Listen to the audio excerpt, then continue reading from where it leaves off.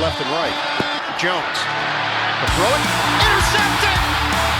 It's picked off by Wilson!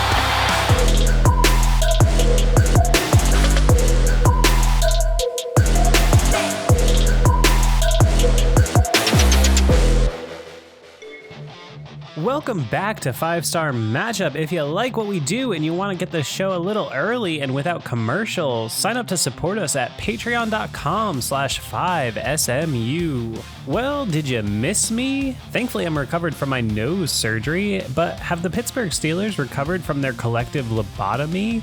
It's Aaron freaking Rodgers and the Steelers versus Daniel Dimes Jones and the best in the league, Indianapolis Colts. Let's see what we got. Out trots the aforementioned Rodgers, who, much to the haters' chagrin, has been wheeling and dealing this season and continues to be the absolute least of the Steelers' problems. And right on cue, he misses an easy layup to his man Jonnu, and what is it with the Steelers and offense in the first quarter? Are we ever going to score more than 7 points in the first quarter again? Warren comes up short of the sticks, and it's over to Indiana Jones and the boys in the crisp white kits. Steelers defense and outbreaking routes. Has there ever been a more horrifying match made in hell? 3rd and 11 might as well be 3rd and an inch against the Steelers' wildly expensive and extremely ineffective defense, and why not keep the drive going? I swear I've seen this exact play before, and why even tackle the guy? Colts already entering the blue and white business zone. 1st and 10 now, Jones is dropping and lobbing, and it's PQ with the gorgeous PBU on noted tremendous name haver Mo Alley Cox. Why do tight ends always have the best names? But on 2nd, Jones finds downs for a few, setting up a 3rd and 2 that free safety extraordinaire Jalen Ramsey actually stuffs. But everybody knows the Colts have been blessed by a voodoo shaman and never fail on 4th down, and convert they do. 1st and goal, Jones is throwing in, damn it. Godzilla Hayward tips it, but Teach can't quite lay out for it, and the drive stays alive.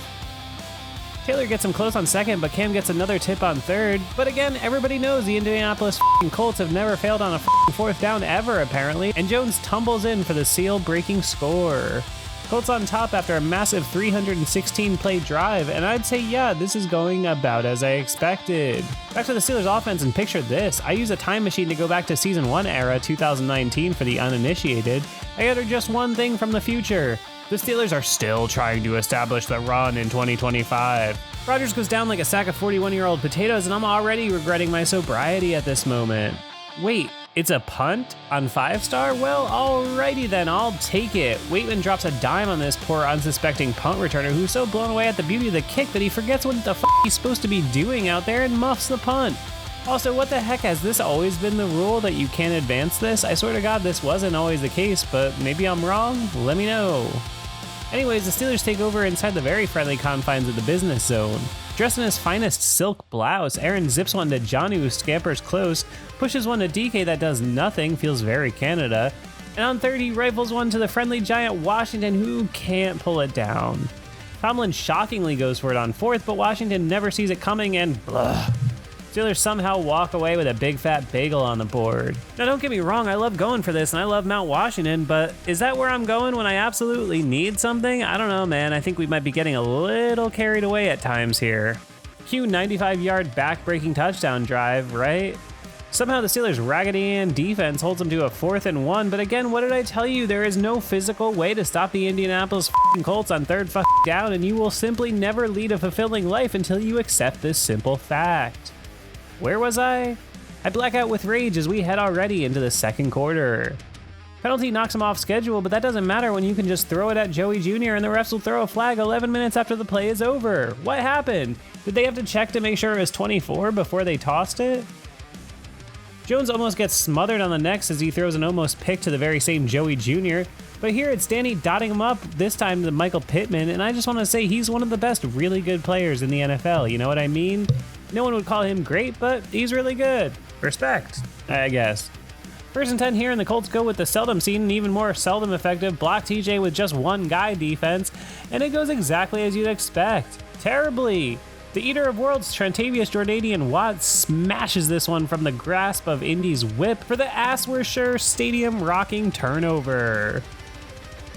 About time, GOAT. Rodgers starts this one with a flip out to Kenny G that's going nowhere, but the Colts forget my favorite Billy Ray Cyrus song, Don't Touch My Mask, My Achy Breaky Mask, and it's a 15-yarder right in the horseshoes.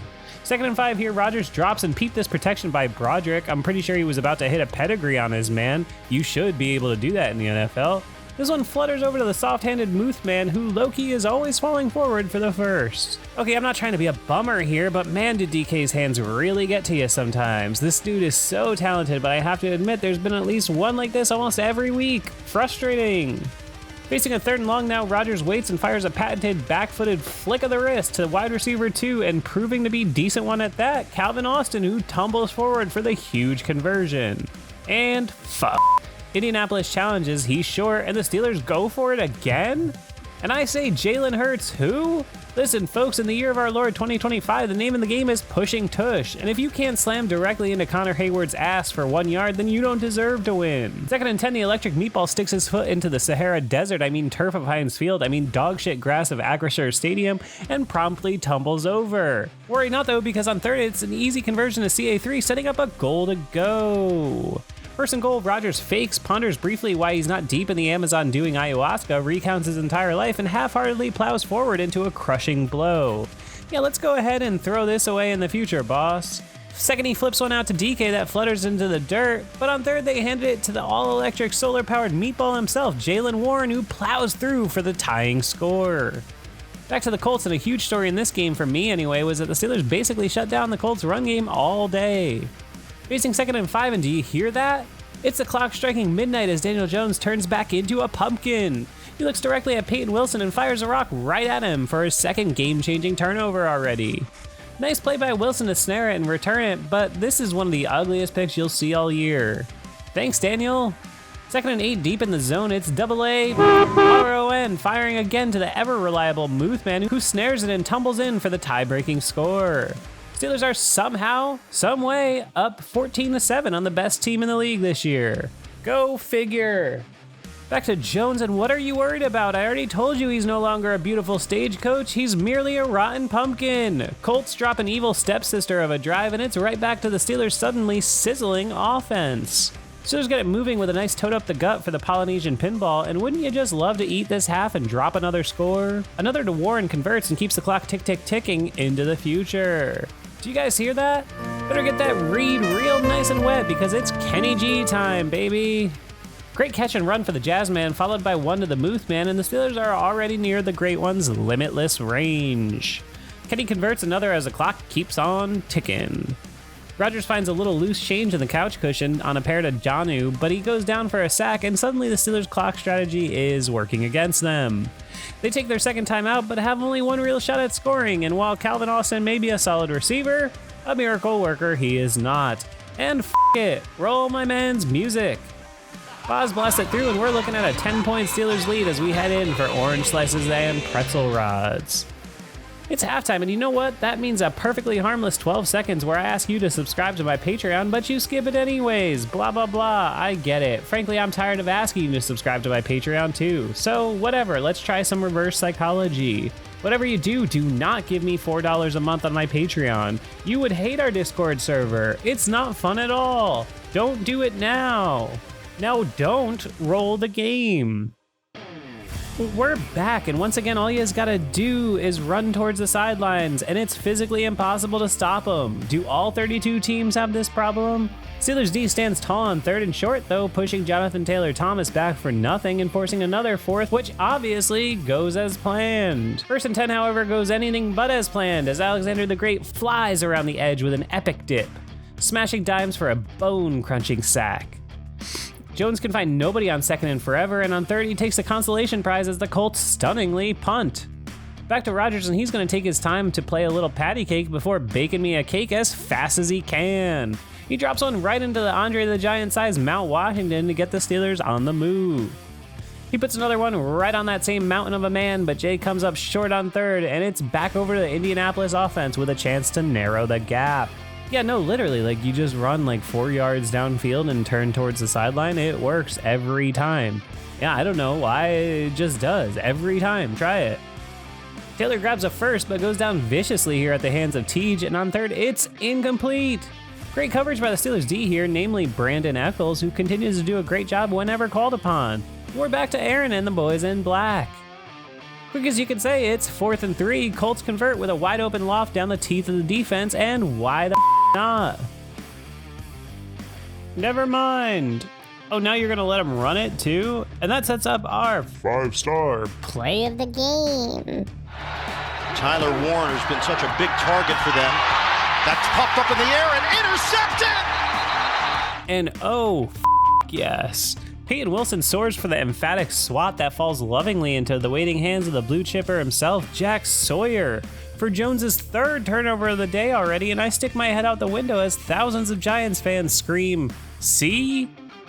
Steelers take over near midfield, and Rodgers knows it's winning time, so he's hunting and pecking for the wild boar Darnell Washington, who as always snags it. Next play, Rodgers fires one out to the special teams terrorist Caleb Johnson, who gets north and south with the quickness and keeps the drive on schedule.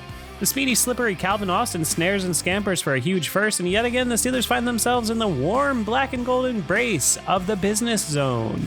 Who needs 30 to 50 feral hogs when you've got one Darnell Washington? Easy money here on 2nd and goal as Rodgers flips it back to the meatball, who dunks himself in the sauce for the official "oh shit, are we dominating this game" score. Steelers 24, Colts 7.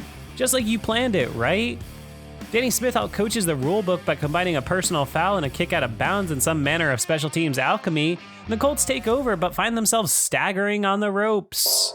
Sound the new Ayla. It's Keon New Benton powering through the line for another Steelers sack, and I for one am still a fan of Benton, even as many throw him under the bus. Impactful player.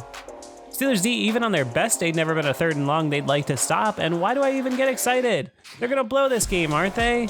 Dimes hits one across midfield, followed by drawing another PI on Peasy Jr., whose dad was indeed shot in Denver, and just like that, the uber-powered Colts are on the move with plenty of time left.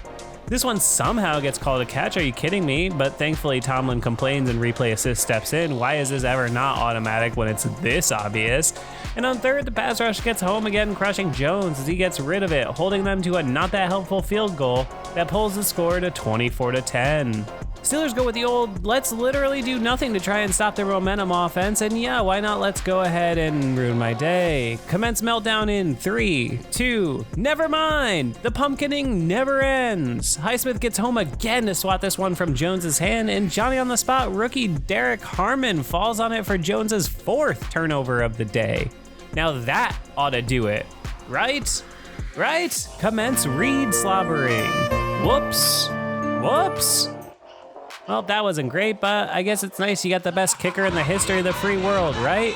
Roll his music. Well, alright, I guess you just want it to take a lot of time now, right? As long as you don't give up chunk after chunk after chunk. I swear, the Steelers are the only team that gets beat more when they go conservative, and in the blink of an eye, the Colts are galloping right on the cusp of the business zone. Jones fires one into Pittman, who catches it and gets popped by Jalen Ramsey, drawing an obvious foul in this day and age, and you just know this isn't going to be over for a while, don't you? 2nd and goal, Dimes drops one on his wide open man Downs for the easy score to pull within 10. Now comes the tricky part, though. Have you heard the good word of my Lord and Savior, Danny Smith? Just as not a single piece of double bubble in his kid's Halloween haul has ever been spared, neither has an onside kick been recovered, and the Steelers take over in commanding control. Jalen grabs a handful on the ground on 1st, and on 2nd, the surprisingly aggressive Steelers throw one to the missing man, Roman Wilson, for the easy 1st down, and then he jumps in the air like a fucking idiot, and it gets knocked loose. Are you fucking kidding me? My man, you already had the 1st down. What in the name of Jack Skellington are you doing, jumping in the air like John Elway at the Super Bowl? Colts take over, but the task at hand is still substantial. Colts get going with a tricky little hook and ladder play, followed by another completion for a few to Pittman, and that sets up our rare 2nd 5-star play of the game. Today, yet here comes Indianapolis. Jones, intercepted! Joey Porter Jr. Well, it's the first time this year I've awarded 2 5-star plays of the game, but with a win this nice, I just felt I deserved to do it twice. Joey Jr., for all intents and purposes, puts the exclamation point on this one, and locks it down in front of the legendary 2005 Steelers, and say it with me. Your Pittsburgh Steelers are 5-3. Now tell me you expected any of that to happen. If you did, you'd be the biggest liar I've ever met in my entire life. This is what's frustrating about Mike Tomlin in this era of the Pittsburgh Steelers. We all know they're capable of victories like this against tough opponents, It's just that it's immensely frustrating when you don't get this level of effort, as we saw in the last 2 defeats. I won't throw any shade this week. The Steelers collectively strapped themselves in, and despite the final score looking like a modest victory, they completely dog-walked the Colts after the first quarter, with their just-for-looks late scores coming far too late to ultimately matter. At 5-3 now and 2 games ahead of the Ravens for first place in the AFC North, the Steelers find themselves in surprisingly good shape as we kick off November and the stretch run of the NFL season. Now that we're 8 games in, what do we know about these Steelers? Well, about the offense, we know they're efficient, cashing in on red zone possessions, and already have a quarterback with the most touchdown passes they've seen since number 7 retired. On defense, we know, absolutely nothing. I don't know what to tell you. They've mostly been terrible. Even today, they still gave up 2 100-yard receivers and 330-plus yards to Daniel Jones through the air. But they did force a ridiculous 6 turnovers against what had been by far the most efficient offense in football. That Patriots win is looking a lot nicer now, too. I don't know, man. The Steelers are the Steelers. We know both everything and nothing at the same time.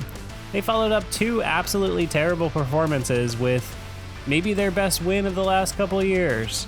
I'd explain it if I could. On to the Chargers.